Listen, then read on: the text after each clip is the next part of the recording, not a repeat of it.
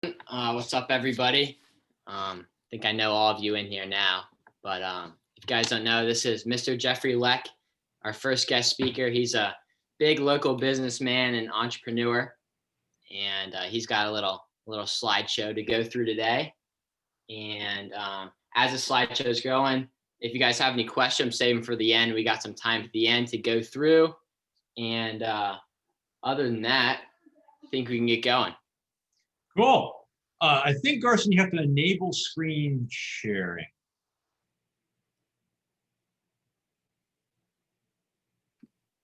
Enable screen sharing. Can you not click? Is there not a green box for you?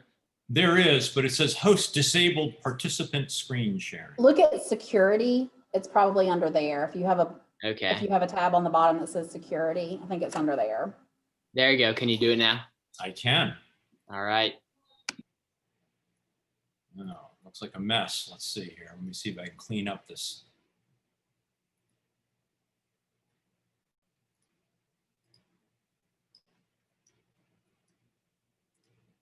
All right. So, Garson, can you see the slides that I have there? Yep, we're all good. All right.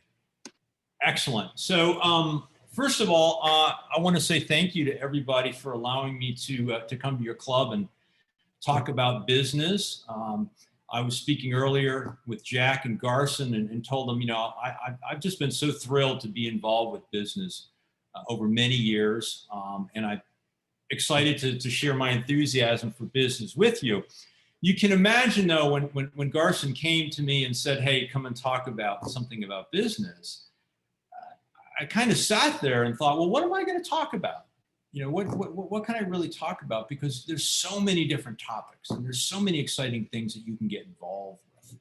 But I decided to pick something that I've been involved with for many, many years, and we're going to have some fun with it. And I'll show you what I mean by fun in just a minute. But at the end of the slide deck, I want you to be able to understand what private equity is. You guys probably have a good sense of what the stock market is. Some of you guys are probably even playing around with Robinhood and buying and selling stocks. Well, what is private equity? When you read about it in the Wall Street Journal or if you hear about it on CNBC, what is private equity? So we're going to talk about what private equity is on a very, very basic level. First, a little bit about me, so you understand my background. I wear a lot of different hats. I consider myself a CEO, an investor, a venture capitalist, and a private equity partner. I went to the University of Virginia, their undergraduate business school, and I hold a BS in commerce with a concentration in finance. After I left college, I had the great fortune to go work on Wall Street for an investment bank and really learned the nuts and bolts of mergers and acquisitions, otherwise known as M&A. I left after a number of years there to work for a venture capital company and began learning about investing in growing businesses, young businesses. I left there and founded my own private equity company by raising money from the endowments of colleges. Colleges have a lot of money that donors give them, and they're looking for ways to invest it, and investing in private equity as well as the stock market and real estate, things like that, are areas that they invest in.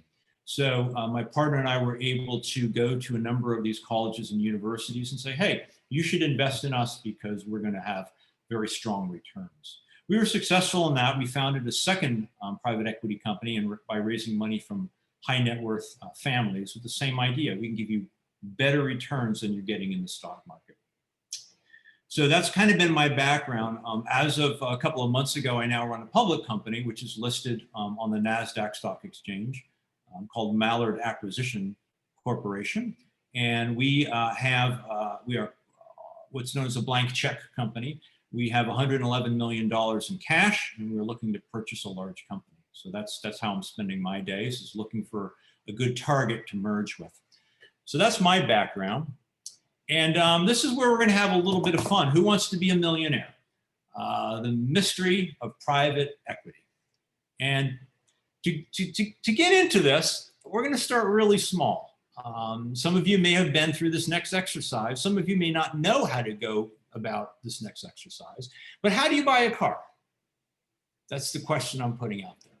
let's say that you want to buy a car and the cost of the car is $40,000 and you're going to give a down payment of $4,000 so that you need $36,000. You're going to go to your bank and probably your parents are going to have to co-sign or guarantee the loan.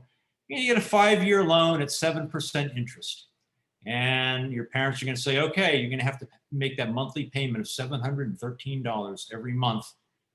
And there's your new car. Well, what did that cost you over time? You gave a down payment of $4,000. You have to pay back the loan over 5 years, so you're paying back the $36,000.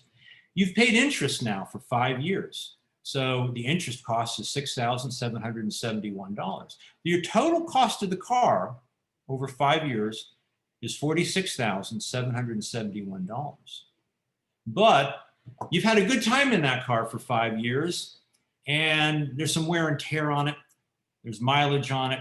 So that's what we call depreciation, or wear and tear on a capital item.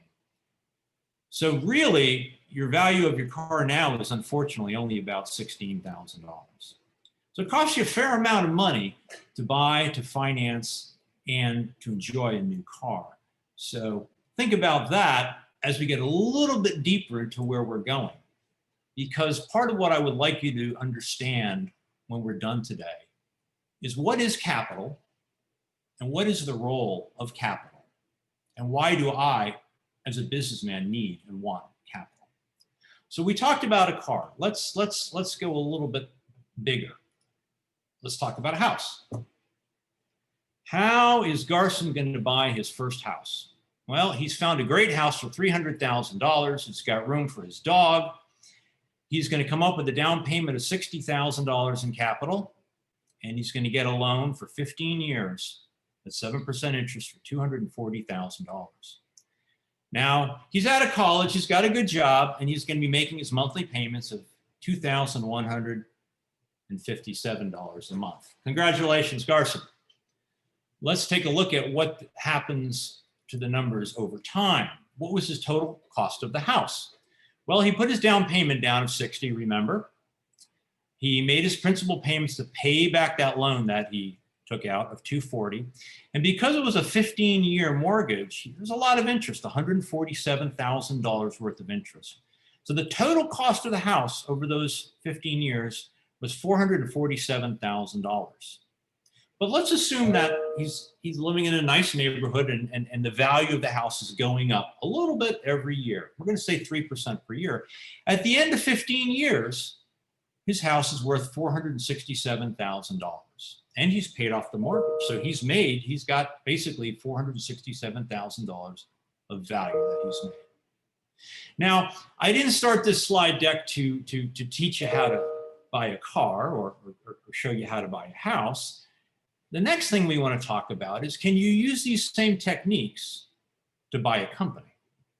Let's take a look.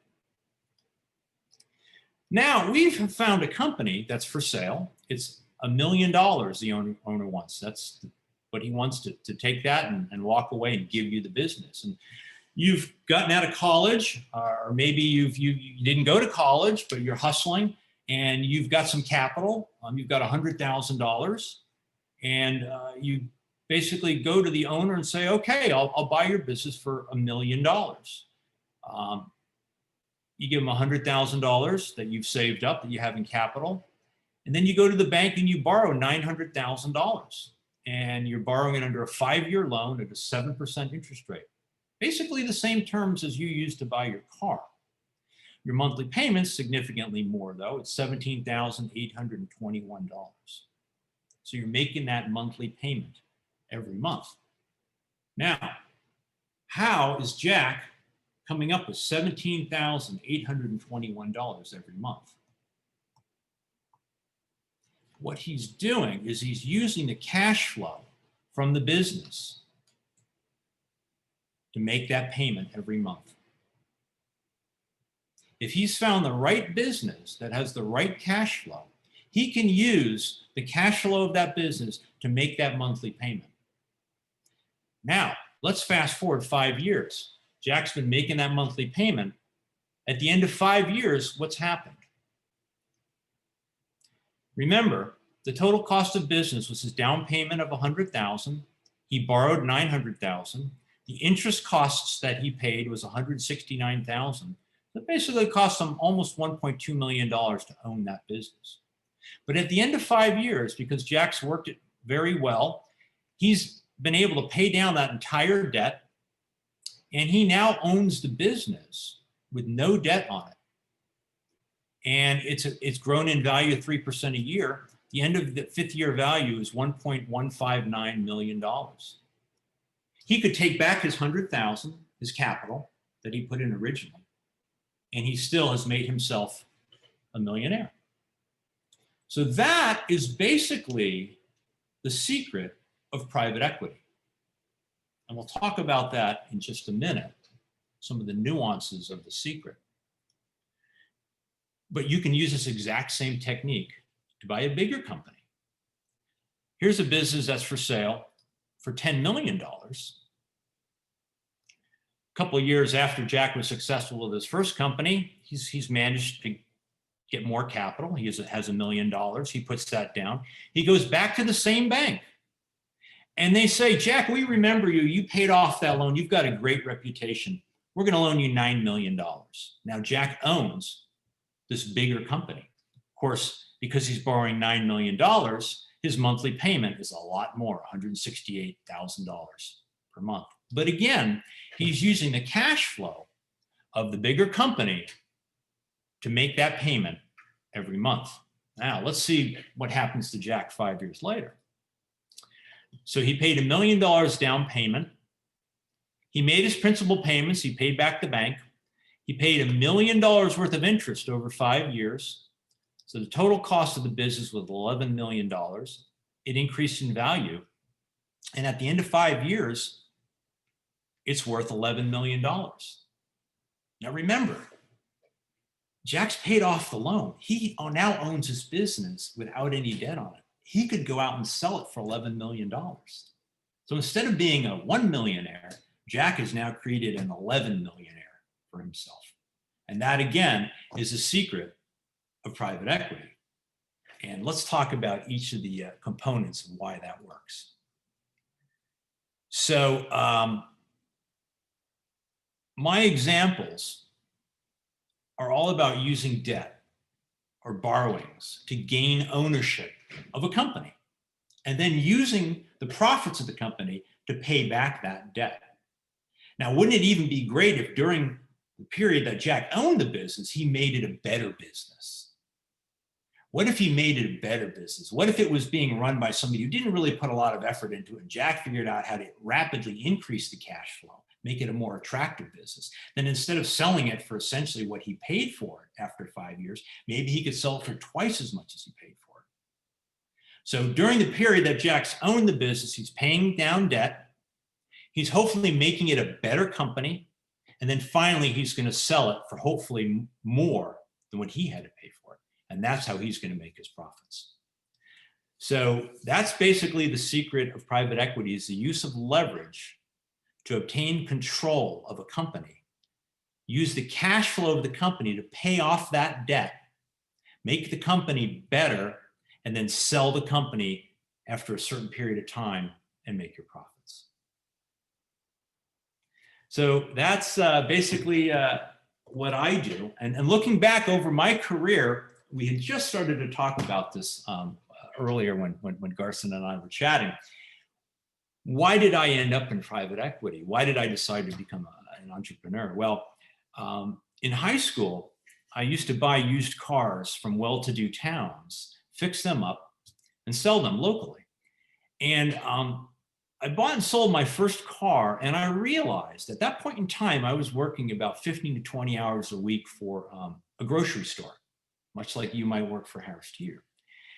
And I bought and sold my first car, and I realized that I made as much money in buying and selling that one car as I made in over a month of working at the grocery store. And at that point in time, the light bulb went off, and I said, okay, well, here's the difference between being an hourly person and taking a risk, because there's a risk. Maybe I couldn't sell a car, or maybe I would buy a company, it would fail, but there's always a risk. And that's what really got me excited, was the ability to leverage my time. In college, I said to myself, well, what is an asset that's bigger than a car? And the obvious answer from our progression earlier is real estate. So I got my real estate license while I was in college, and I began selling real estate to people who were out of state. And then while I was taking my business courses, I learned about the next level, which is companies. What's bigger than a house? It's companies, it's operating companies. So right out of college, I took my first job learning how to sell companies for an investment bank on Wall Street, and I learned how to sell companies. While I was selling companies, though, I realized that it was really great to sell a company and for the company I worked for to get a commission.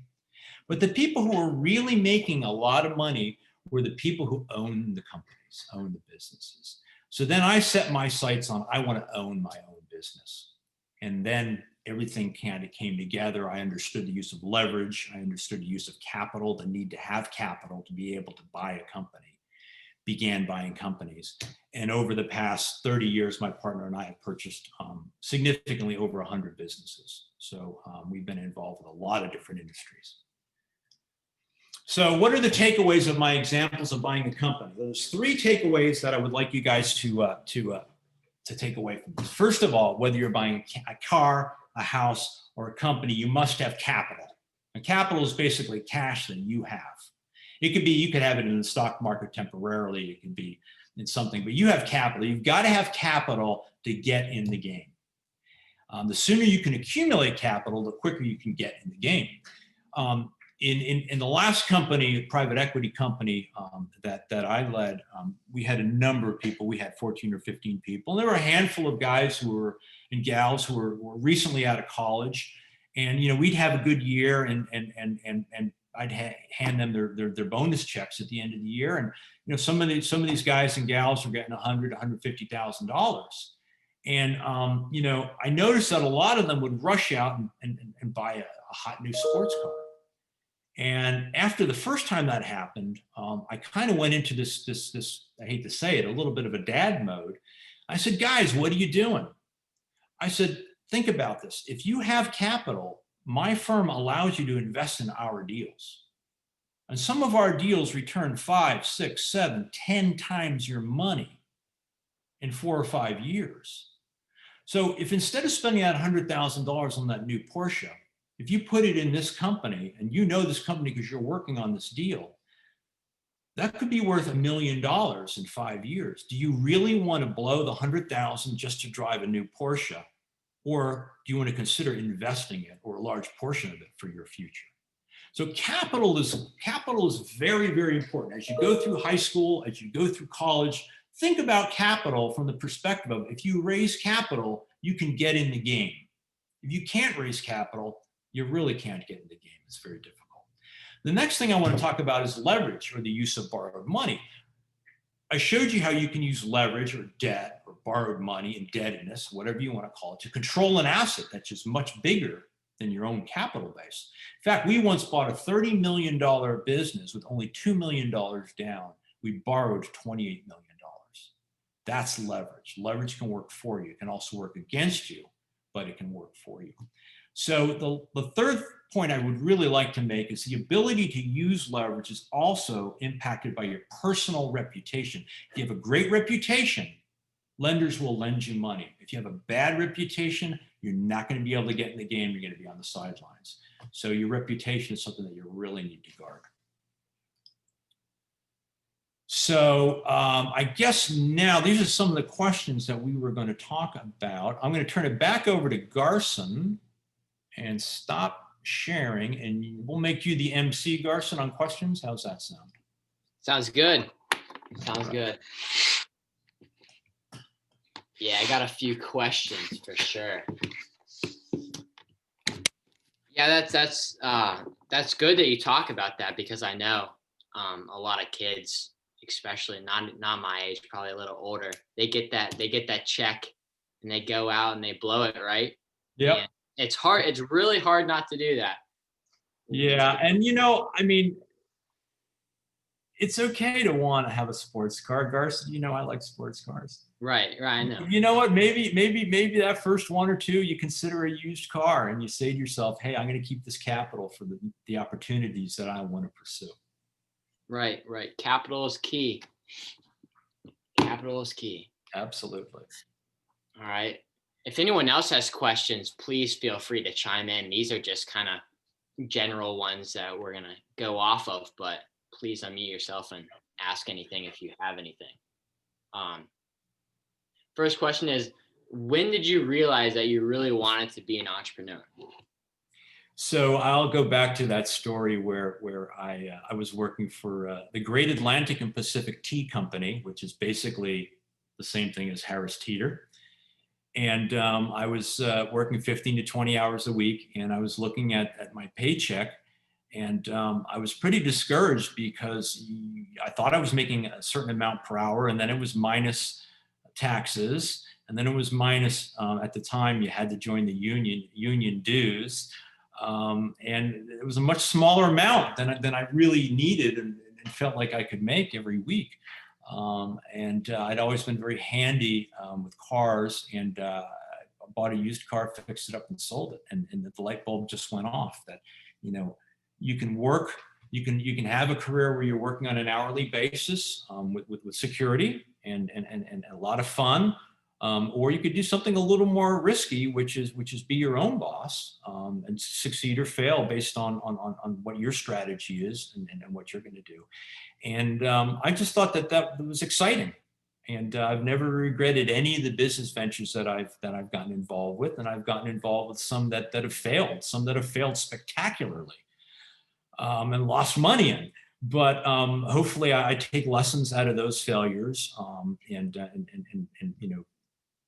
you can fail once for a particular reason, and hopefully you won't fail twice for that same reason. Learn your lessons. So I would say by the time I was 15, I was bitten by the desire to be in business. Cool. Yeah, that's inspiring. I mean, that's all I know. A lot of kids here, we always talk about, and a lot of kids are money hungry and like the money and like the cash. And a lot of times there are ways that you can make that cash work for you. Mm-hmm. You gotta find what you like. It's not just, oh, I want to do this because I want to make money, right? But you gotta find something that you like. Absolutely. Going on to the next one. A lot of adults, a lot of people say grades really matter. Like, do you have a stance on that? Like, why do they say grades matter? I do, and my own children would probably be rolling their eyes at this one. But they've heard me say it time and time again. The reason that grades matter is because, unfortunately, we do live in a society where what your transcripts are, what your test scores are, whatever, does tend to influence what level college or university you go to. And looking back over my own experience and many others' experiences, there's so much more that happens at a college and a university than just sitting in a class. You can learn, accounting 101 in any one of 250 business schools. But if you go to a very competitive, a more difficult school to get into, what you have to think about is who is around you. Who are you spending the hours with that you're not sitting in the accounting class with? And if it's people who are very intelligent and driven, if they are people who are thinking about, what's exciting and coming up with ideas, and you can begin to make those friendships, I think what you're going to find is that you're going to learn more outside of classes by the types of people that you hang out with than you're going to learn by going to classes. And the second thing I would say is optionality. And by optionality, what I mean is the better the school you go to and the more you apply yourself, the wider the spectrum of things that you can do when you graduate. If you go to school and you decide not to apply yourself and you have la grades and not that impressive and you didn't do too much while you were there, that spectrum of what you can do, what people are going to invite you to do, is smaller. So by being serious, putting good grades on the board, you're going to have the spectrum where you can do anything along that spectrum that you want to do. You're not going to take yourself out of the running for anything that you might want to do. Does that make sense, Carson? Yeah, it does. It seems like grades, obviously, they're not everything, but they almost give you an opportunity. Life isn't grades. It's not grades, but it's really about opportunities, it seems. Absolutely. So, what's the single biggest mistake a high schoolers make to hurt their future? Oh my gosh, this could be the most important thing that I say today. And I alluded to it earlier when I talked about people lending you money. It's your reputation. You know, unfortunately, y'all live in this social media world where literally you could just say the wrong thing at the wrong time, and you could be the greatest, nicest, sweetest person in the world, but most people don't know that. And you said something, you posted something, you did something, and it's out there now. And sadly, look, when we hire people in my companies, we do check social media. Universities check social media. Unfortunately, it's just become this bugaboo. So I really implore everybody on this call, just think before anything is posted on social media. I've seen people who have, you know, gone to great schools, had phenomenal careers, and I know to be great people, and they accidentally say something, and all of a sudden their reputation is besmirched. And my kids will tell you this too. I say you only have one opportunity to lose your reputation. And that's never been more so than today with today's social media. So please be careful out there. Right. I know that's a big part, especially in all of our lives. Social media. I mean, you see stuff going on all the time. Online athletes, politicians. I mean, it's crazy. Right? You can work all up, be a big, great man and say the wrong thing and it's done. But that's the way it is. Another question here. This is actually someone wrote this one in, is like, what personal traits should I develop to be successful in business? What should I develop as? That's a great question. I would say, especially something that y'all can work on right now, and is very important. It's hard to define, but I'm going to go with saying people skills, meaning the ability to have a conversation with a wide variety of people. You know, I was speaking with somebody in academia, and they were talking about a particular program that they were admitting people to. And they ended up introducing a personal interview to this program. And what they found is that there was a large percentage of college students who were applying to this program who really couldn't carry a conversation.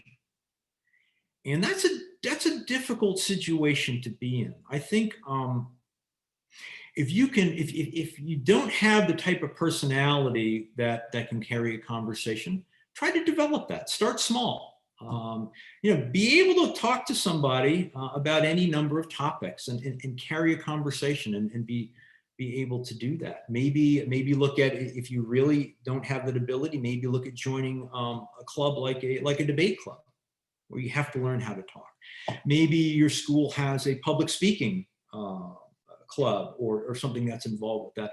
But the ability to be conversant, to be a little bit of a salesperson, to carry a conversation is I think is very important. And if you don't have that ability now's a great time to start to work on it. And it's not that something that you're going to turn on overnight, but you know, start small. Have a conversation with everybody you meet as you go through your day, a short conversation. And before long, you'll be very confident and comfortable speaking with people. Right. That makes sense. It's almost like just, we really don't have a lot to lose. I mean, we have a lot to lose, but in that sense, might as well. I mean, nobody's going to be judging us really at this age and how we're going to talk. And and even looking people in the Actually, eye. Garrison, you'd be surprised. People will talk. Adults will say, "Oh my gosh, I had this conversation with Jack the other day, and Yeah. boy, he was so well spoken, and he was in on the conversation. I'm impressed with that guy."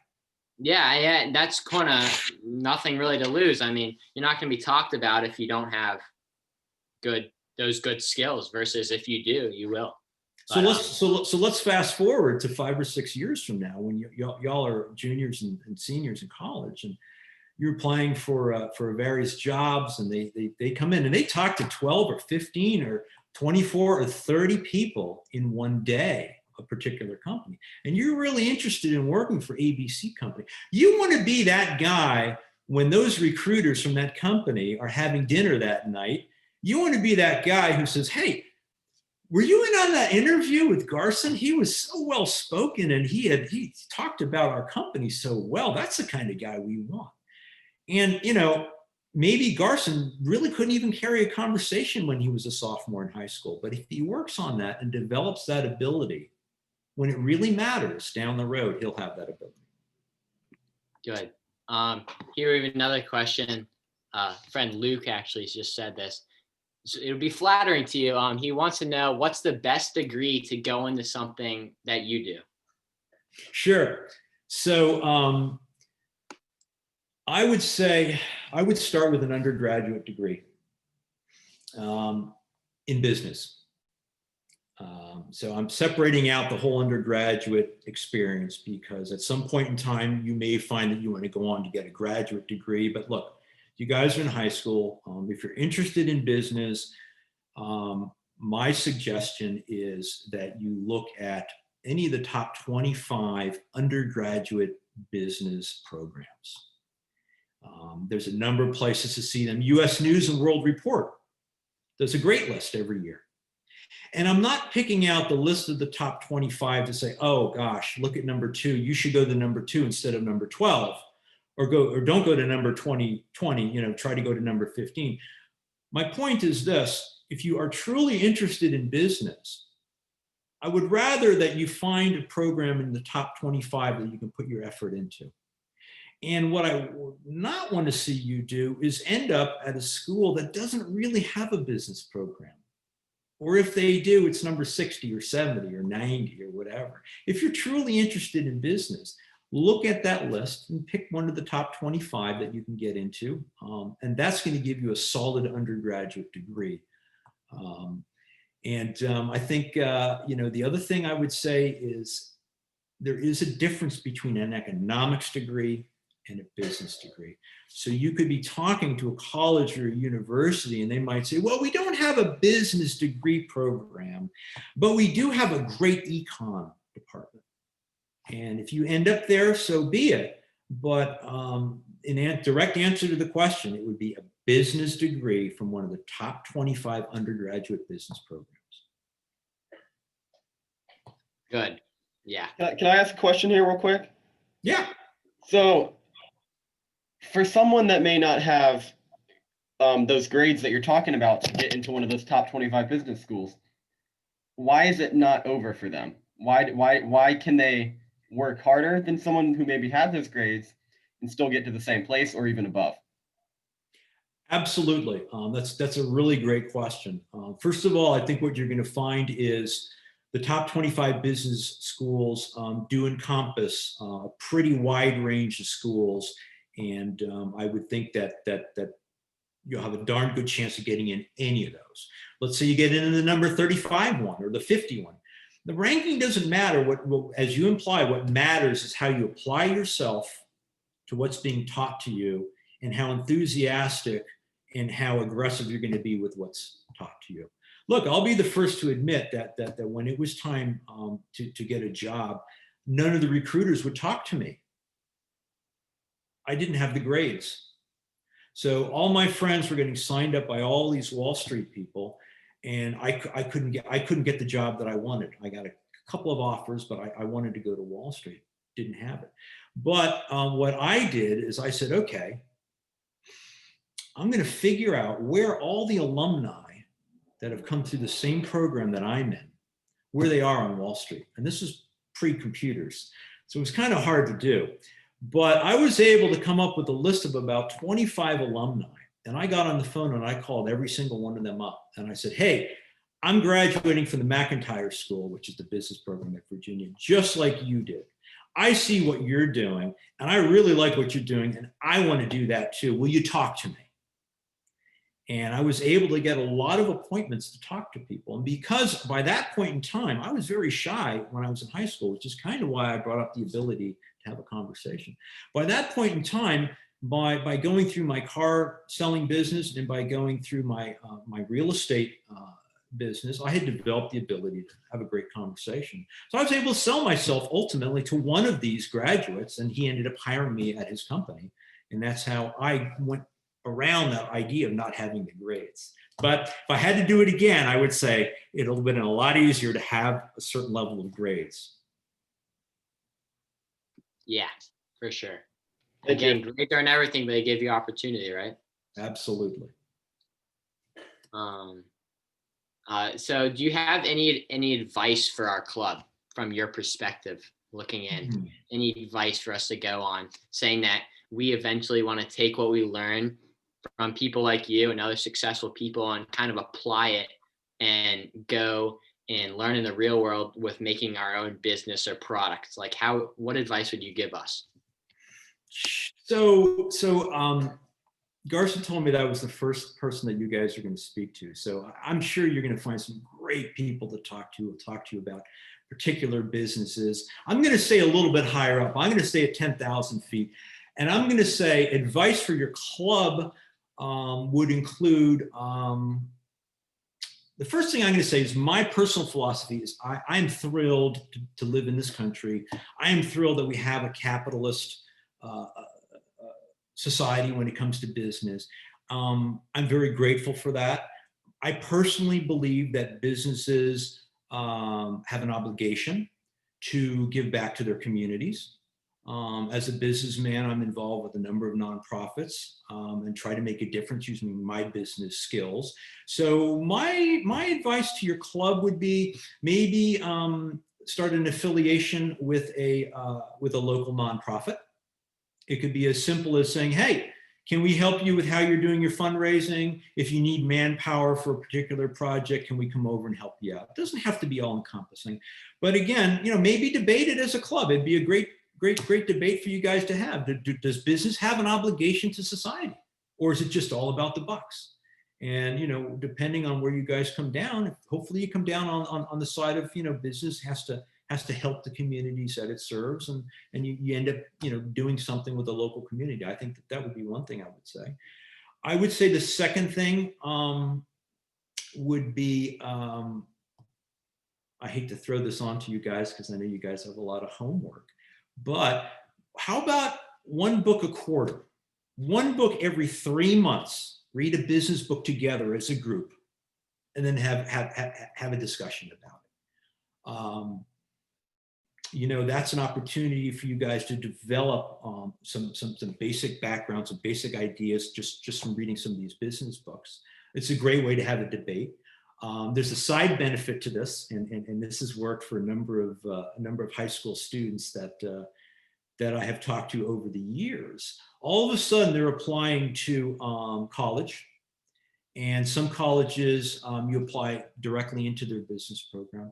Wouldn't it be great when it comes to the essay where they say something like, pick one of your favorite books and tell us why it's your favorite book? Maybe instead of what everybody does, which is pick one of their AP reading books and talk about one of the AP classics, what if all of a sudden you pick 0 to 1?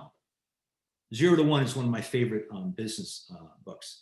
It's by a very famous venture capitalist called Peter Thiel. What if you picked 0 to 1 and you wrote about 0 to 1? Now, picture this. I'm at the university and I'm trying to decide whether I'm letting Garson into the business program, and he's talking about the book 0 to 1, which no high school student knows about. Of course, I'm going to let him into the business program because he's motivated. He's read the book. He understands it. He's written an essay about it. That's different than 99 other college students, probably. So that would be my second advice to your club: is start a book component of your club. Yeah, that's a good idea. It's all about, and again, grades and schooling isn't everything, but like getting into it, right? It's all about opportunity, if I'm hearing you correctly, and it's what you can do to separate yourself from the other 10 people like you. And I mean, I've read 0 to 1 3 times, and every time I read it, I'm completely excited about business and whatever project I'm working on. well, we'll definitely have to look into that one. We got one more question if nobody else has any. If we remember one thing from you today, what would you want us to remember? Whew. I would say the thing that sticks with you for your life, which is your reputation. Mm-hmm. Remember your reputation and guard it. You know, getting back to you only have one opportunity to lose it. Mm-hmm. And if you keep your reputation, it's going to open a lot of doors for you as you go through life. Thank you. Yeah. Well, this was fun, and I really appreciate y'all's invitation. Oh yeah. Thank you. You're welcome. Well, if nobody else has any more questions or anything, you guys feel free to leave. I've been recording this, so is Jack and other people, and we'll post this either on the Schoology group, the Entrepreneur Schoology group, or we can me and Jack might get together and make like a YouTube channel and have this on there, so that's easy. But other than that, you guys are free to go. Cool. Angela, it's great to meet you on video. Well, thank you. It was great meeting you. I love your advice. It's good to hear from someone other than a person in education. So I appreciate that. That was a good one. Yeah. Well, you know, after so many decades in business, it becomes crystal clear about what's important, and maybe it wasn't quite as clear when you start out. So hopefully it's meaningful to everybody. Well, thank you. And thank you, Jack. Y'all take care. Have a great rest of your day. Oh yeah, thanks. Well, we appreciate it. Yes, Thank you, Mr. Leck. All right. Thank you. Yep.